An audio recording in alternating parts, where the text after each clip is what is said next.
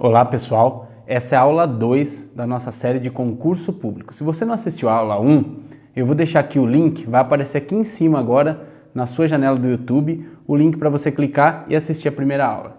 Para você que já assistiu a primeira aula, eu vou retomar do ponto em que eu falei sobre as gerações ou dimensões de direitos. Se você não se lembra, eu falei sobre os direitos de liberdade, aqueles direitos que os cidadãos conquistaram um pouco depois da Revolução Francesa, e falei dos direitos de igualdade, que vem somar aos direitos de liberdade, no sentido de que o Estado não só deve deixar o indivíduo livre para viver, possuir e fazer, como também deve dar amparo para que os indivíduos que não tenham essas condições possam ter, viver e fazer. Além dos direitos de primeira e segunda dimensão ou geração, que foram esses que eu citei, temos também os direitos de terceira geração ou dimensão. Esses direitos de terceira geração ou dimensão visam garantir direitos sociais coletivos, então visam atender a coletividade, são os direitos de fraternidade. Então memorizem. Temos aí os 3 lemas da Revolução Francesa: liberdade, igualdade e fraternidade.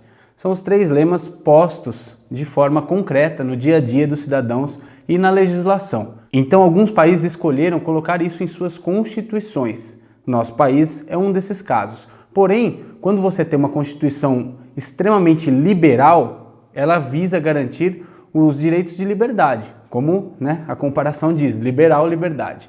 Porém, alguns países adotam um modelo social. É o caso do Brasil. O Brasil tem uma Constituição social. E agora a gente vai ler um pouquinho sobre os direitos sociais. Os direitos sociais eles visam garantir direitos de segunda e terceira dimensão ou geração aos cidadãos. E vocês vão entender o porquê agora. Porque vamos ler aqui o artigo 6º da nossa Constituição, que está no capítulo 2. Então a gente já viu o artigo 5º na aula passada, que estava no capítulo 1 do título 2. Então agora a gente vai ver o capítulo 2 do título 2. E é o artigo 6º, que nos traz os direitos sociais, como bem fica claro aqui no artigo 6º. São direitos sociais a educação, a saúde, a alimentação, o trabalho, a moradia, o transporte, o lazer, a segurança, a previdência social, a proteção à maternidade e à infância, a assistência aos desamparados, na forma dessa Constituição. Então lembre-se, são 11, tá? Com peso de 12, obviamente, porque a assistência à maternidade e à infância estão contidas num elemento só.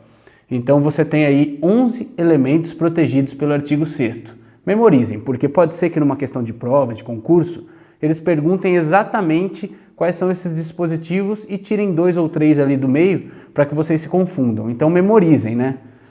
Você tem lá a educação como um direito social. Esse é fácil de memorizar. A educação acessível a todos, a garantia da educação, o pleno desenvolvimento educacional das crianças, independente de classe social, independente de status, a educação é um direito social. A saúde é um outro direito social, então todos nós temos direito a uma saúde pública de qualidade. Obviamente sabemos que em muitas cidades, em muitos lugares, em muitos estados, a saúde acaba sendo um pouco precarizada, acaba não atendendo a contento e sabemos que quanto mais se faz, mais se necessita, porque a saúde é uma área que sempre vai ser deficitária para uma população tão grande quanto o Brasil, cujo acesso à saúde é universal. Então até 1988, muitas pessoas não sabem disso, mas a previsão era de que o Estado deveria conceder saúde, o direito à saúde, era apenas aos trabalhadores com carteira assinada. Após a Constituição de 1988, a saúde passou a ser um direito universal. Por isso, muitos precisam de medicamentos de alto custo, por exemplo, e entram com um mandado de segurança, que eu citei na aula passada, para conseguir um medicamento, porque a Constituição está garantindo que esse cidadão tem o direito à saúde. Então essa é uma garantia social da Constituição. É o Estado tendo que promover ao cidadão o seu direito social básico, um direito humano. Outro direito é a alimentação, uma alimentação de qualidade, uma alimentação digna para todos os cidadãos. Então a criança, quando vai para a escola, ela recebe sua merenda, o cidadão ele tem um acesso à alimentação, ele vai poder contar com uma assistência social que lhe forneça uma cesta básica.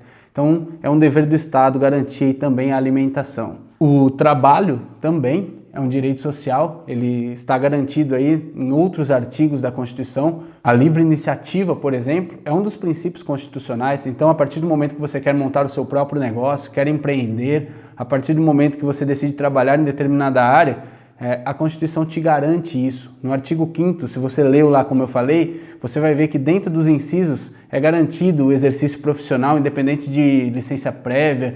Você vai ver que aí no artigo 7º da Constituição, você tem aí os direitos trabalhistas também, porque além dos empreendedores, além dos empresários, além da livre iniciativa, você tem também a necessidade de regramento para o trabalhador, os trabalhadores urbanos e rurais, para que esse trabalhador tenha condições dignas para trabalhar, para desenvolver o seu trabalho. Então o trabalho é um direito social de todo cidadão. Obviamente que isso não traz para a gente que todo cidadão deve estar empregado, porque o mercado ele tem a sua demanda, ele tem a sua sistemática de funcionamento. Porém, seria o mundo ideal, onde todos os cidadãos tivessem um trabalho, um emprego.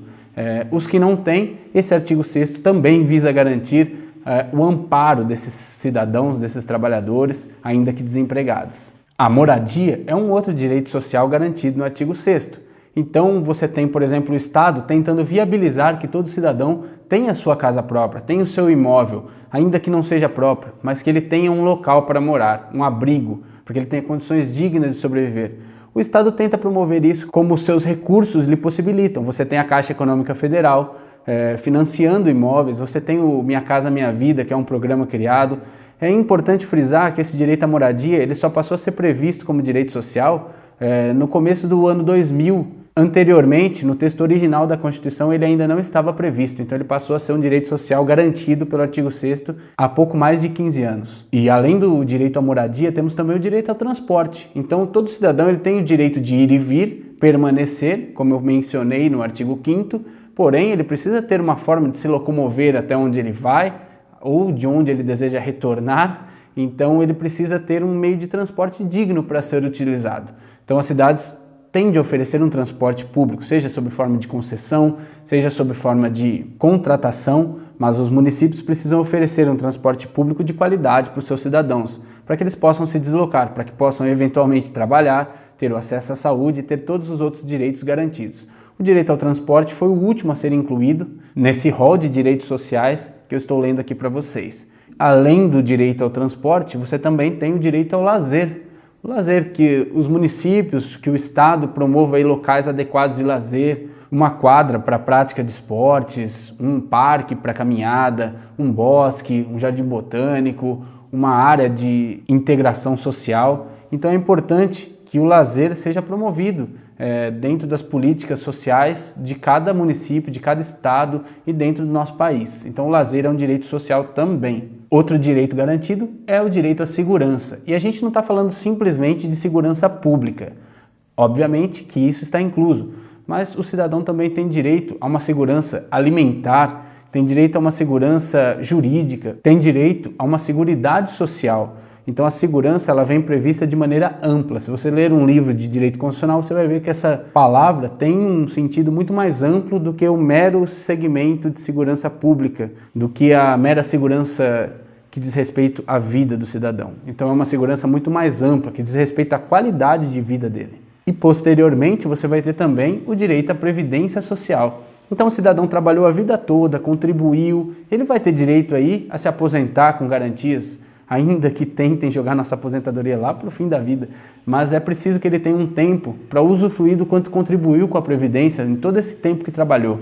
Então o direito à Previdência Social é um direito garantido.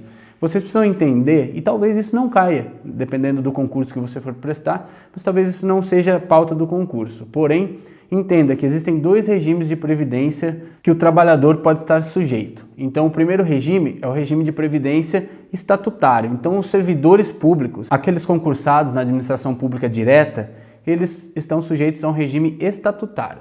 E existe o regime seletista, que são aqueles que contribuem com o INSS, que é a Previdência Geral. E temos também a proteção à maternidade e à infância, garantidos pelo ECA, Estatuto da Criança e do Adolescente, que deveria ser posto em prática sempre. Porém, sabemos que há algumas brechas ainda, há muito a se buscar para que concretizemos aí a previsão do ECA na prática e no dia a dia de todas as crianças e adolescentes. O ECA é uma lei protetiva, então ele vem complementar esse dispositivo constitucional que prevê a proteção à maternidade e à infância como um direito social. E temos também a assistência aos desamparados, que nada mais é do que um complemento a todos os outros, porque quem não tem acesso à alimentação, quem não tem acesso a um trabalho, quem não tem acesso à saúde, ele precisa ter um amparo institucional, e esse amparo acaba tendo que vir do Estado, porque, como eu disse no começo, a nossa Constituição é uma Constituição social, então ela visa amparar também aqueles que não têm condição alguma.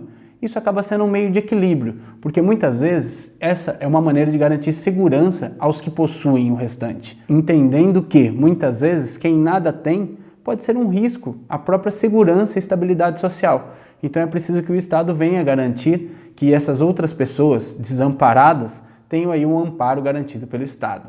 Então agora finalizamos aí os 11 dispositivos previstos dentro do artigo 6º, que é bom que vocês memorizem. O artigo 6º não tem todo aquele rol de incisos, então aqui eu condensei todo o artigo 6º para vocês. Eu quero frisar algumas informações que talvez os leigos não conheçam. A primeira é que dentro desse texto do artigo 6º, eu disse que alguns direitos foram incluídos depois da Constituição ter sido já publicada. Por que isso acontece? Porque alguns dispositivos da Constituição, eles podem ser alterados, e eles podem ser alterados para mais ou para menos. Isso se chama emenda constitucional. Mas isso não é importante agora para o nosso estudo, é só para que vocês saibam. A Constituição ela é de 1988, porém ela sofreu diversas alterações, mais de 100 até o momento. Então é preciso que vocês saibam que é possível alterar a Constituição. Porém, existem as famosas cláusulas pétreas. Inclusive eu fiz um vídeo já aqui no meu canal sobre cláusulas pétreas, que são os pontos que não podem ser alterados na Constituição. O artigo 5º, que a gente viu anteriormente, e esse artigo 6º, eles são cláusulas pétreas. Mas como foram alterados? Quando a alteração é para aumentar o rol de direitos, essa alteração é sempre possível. Jamais a gente vai ter uma alteração para diminuir, porque seria inconstitucional, seria uma cláusula pétrea. E inclusive temos um princípio chamado princípio da vedação ao retrocesso. Ele impede qualquer alteração aí dentro desse artigo 6º para retirar direitos desses cidadãos, dos trabalhadores, dos servidores públicos, dessas pessoas que estão amparadas aí por esses artigos 5º, 6º e o 7º que a gente vai ver na próxima aula. Tudo bem? Então fica claro aí para vocês que o artigo 6º, o artigo 5º também, eles são cláusulas pétreas, não podem ser alterados, porém podem sofrer alterações desde que acrescentem direitos aos cidadãos. É importante que memorizem isso. E para finalizar, só a título de curiosidade, você pode me perguntar: Railson, mas todas essas garantias aí, mas nem todo mundo conta com isso daí tudo que está previsto na Constituição. Não era para isso ser cumprido na prática?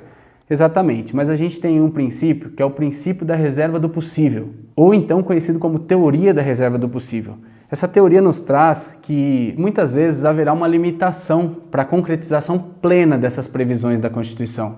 Então é compreensível que muitas vezes a previsão não seja alcançada na plenitude, mas é sempre importante que se esteja buscando a concretização desses direitos. E buscando também que efetivemos o que a gente conhece como mínimo existencial, que é o mínimo para que todas as pessoas possam manter a qualidade de vida ou para que possam ter uma vida digna, que também é um dos objetivos, é uma das finalidades da nossa Constituição. Por hoje ficamos por aqui, espero que vocês deem uma lida novamente no artigo 6º da Constituição, que continue estudando o artigo 5º, então espero ter ajudado, logo a gente volta com mais uma aula, próximo artigo, artigo 7º, que também cai bastante em concurso. Beleza, gente? Valeu, falou!